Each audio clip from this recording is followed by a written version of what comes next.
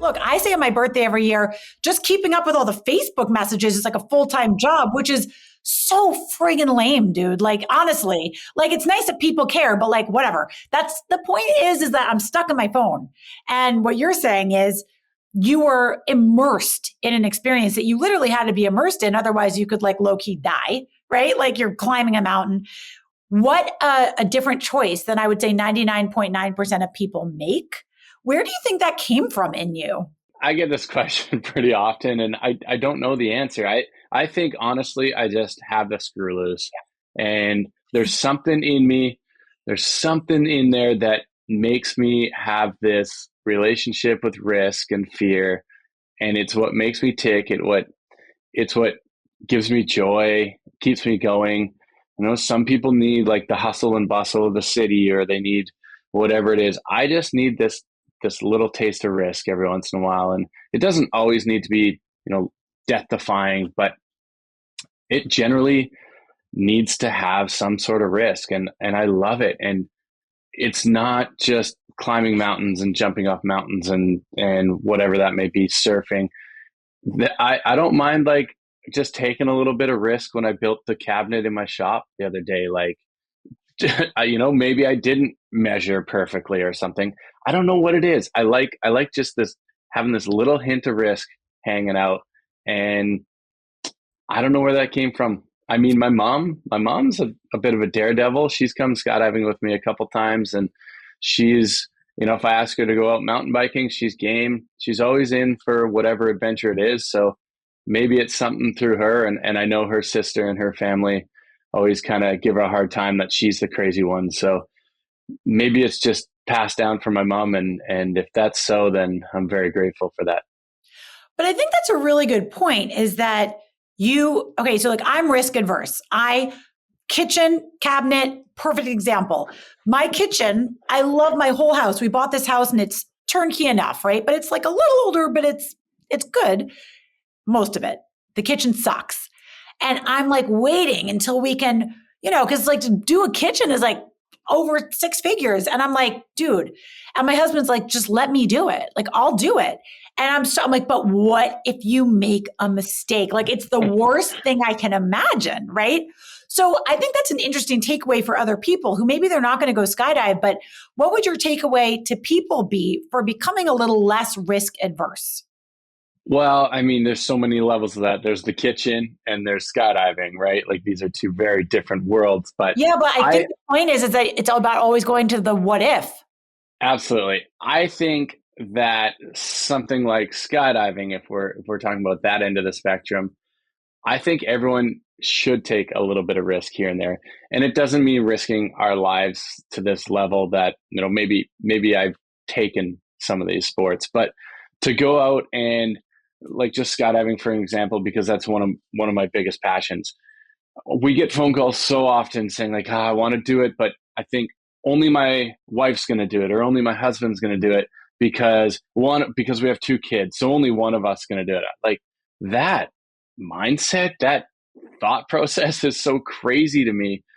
And if that's the thought process, it's like, we need to stop walking on sidewalks. We need to stop crossing streets because we're always taking a risk, whether we know it or not. And something like skydiving, which if you look at some numbers, is not that dangerous in the end. There's some high consequences potentially, and there's a little bit of risk involved, but the chances of that are so slim. I think the other side of the spectrum, what you get out of an experience like that, and it doesn't have to be skydiving, but just going on an adventure, whether that's hiking or getting out there, doing something that's outside your comfort zone. And personally, for me, I think nature is the greatest place to experience those things. But to step outside your comfort zone and to feel that little bit of, to be scared going into it and to overcome that, the growth that happens when you do that. So taking on a challenge that is risky in your mind or, makes you scared, like redoing the kitchen. That's scary. That's risky. But think if you do that kitchen and your husband does take it on, something that you're a little nervous about, and you get to the end and you accomplish that, the growth that comes from something like that. And I see it every day. I mean, we had 7 tandems yesterday at the drop zone. And I can tell you, every single person that landed, they had a fork in the road at that moment. And it was incredible. There was growth. There was all this, like, they not only did they get to do it with themselves, but their family was there and they watched them overcome this. I think these moments, there's so much potential in when we say we're scared and we don't want to do it, or no because of this. It's like, if you just take a second and think, what are the real risks here, and like, what can I get out of this, and say yes and go for it and take a little bit of a risk and step outside your comfort zone, the growth that is involved with overcoming that, accomplishing that, is absolutely incredible. And it can be every day. It can be these tiny little things every day, or it can be something massive like jumping out of an airplane or taking on a 6-figure house renovation. I think I'm a yes guy, and I think more people should take that opportunity, because a lot of people are missing that amazing opportunity for growth. Incredible. You're actually making me want to go back to my sport. I'm a horseback rider, and I've given it up in my adult life because I'm so friggin' busy. But it was the one place where I got to overcome fear on a daily basis. And I felt so amazing, and I don't get to push past fear like that in my everyday life. Every day there's an element of fear, but it's more like mental exhaustion. It's not like, wow, I physically got to get myself past something that really terrified me. And I'm so proud that I did it.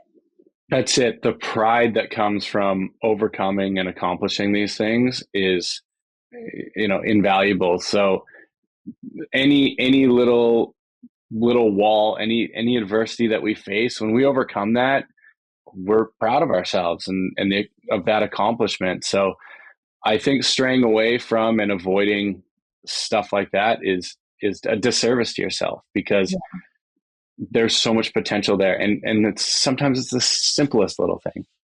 What was your first skydive, and tell me the story of it, and like, what was the feeling around it? So we got to back it up a little bit before my first skydive, because I love, I grew up in the 90s where wingsuiting and this kind of new extreme sport was really taking off, and it was the coolest and the craziest thing. And 50% of people were dying doing it. All these crazy stats were coming out, I saw wingsuiting and I was like, I have to do that. I can't tell you how old I was. Maybe I was 10, 8. Like, I knew I had to do that. So for, my youth and through high school and stuff, I'd talk about it. I'd watch videos. And Point Break, I blame Patrick Swayze, because Point Break, when I saw that, I was like, I need to surf big waves and I need to jump out of airplanes. Not sure about robbing banks. We'll see if that ever sticks. But, the rest of it, like, I had to do that. And so I thought I would think about it constantly through high school and everything. And then after high school, I really wanted to do it. I saw the price and I didn't have a whole lot of extra money. I was saving up for this trip to go to Australia. And when I went to Australia, my whole goal I was there is that I'm going to do a tandem skydive. I've heard about Byron Bay, Australia, tandem skydive. You got to do it. So price was crazy, but I said, screw it. I got to go do this. I have to experience it. I convinced a few friends and some people from the hostel to come, and we did this skydive, and it was amazing. I absolutely loved it. There was no fear, just excitement. And I was anxious for the feeling because I didn't know what it was. And I built it up for like 10 years before that, if not more. And we did the skydive. I absolutely loved it. I landed and, we're all hugging and everyone's talking about, oh, that was crazy. And I'm like, I have to go again. Like, I was happy. I felt joy. I enjoyed the experience, but I was like, that's over. I don't like this. That's stupid. I don't want to. I want to go back and I want to go again. And obviously I couldn't afford it at the time. So that was stuck in my head for the next, 3-4 years. I would save up, and then that money would get spent somewhere else and save up. Eventually at maybe 24, 25 years old, I decided I have to do this. So, I put what money I had down and might have swiped my credit card a little bit. And I went to a drop zone just outside of Calgary, Alberta, and I got my solo skydiving license. And that took me about the full summer. But from that first skydive in Byron Bay, that tandem skydive, I loved it. I was so hooked. that it didn't leave my head. And it was one of the sole goals in my 20s was to get my skydiving license. So what year was that approximately? Oh my, well, let's say 2009. Yeah. Yeah. So from 2009 to 2017, there's a lot of years there, right? So like, let's talk about what kind of went on in those years and just like the evolution of the love for this lifestyle. Yeah, my passion never dwindled with skydiving. I got my solo license, and then that turned into what we call fun jumping, and it's just going out, What's paying that? your way. So you pay your way to get on the airplane, and you jump out, and you skydive with your friends. You do different disciplines. You practice all these different. I won't even get into it. It's so inside baseball, but different types of skydiving, and lots of high fives, lots of joy, lots of money spent. But I loved it. And back in those days, skydiving fuel was a lot cheaper, so jumps were a lot cheaper too. You could pay your $28 to get on the airplane and go do your skydive with your own equipment and your skydiving license, and it was the best. That's what I would do all summer. I loved it. But in doing that, I also worked towards some certifications and advancing myself within the sport. And I got my coaching certifications, and so on and so on, jump master certifications, and all these different licenses that allow me to be an asset to the drop zone. And eventually I get to call skydiving my job. And that was the coolest. When I got to say, what do you do for work? Well, in the winter, I was building snowboard parks as a snowcat operator and working towards my guiding certifications. And in the summer, I teach skydiving and I film skydiving. So I'm doing outside video, filming folks having their first experience jumping out of an airplane. And that was amazing. So that's what life was at. I was a guide, a tail guide, working towards being a full lead guide in the mountains in the winter, out of helicopters, snowcats. And then in the summer, I get to jump out of airplanes and teach people how to do that and take them from having never jumped before to having their licenses that allow them to jump anywhere in the world.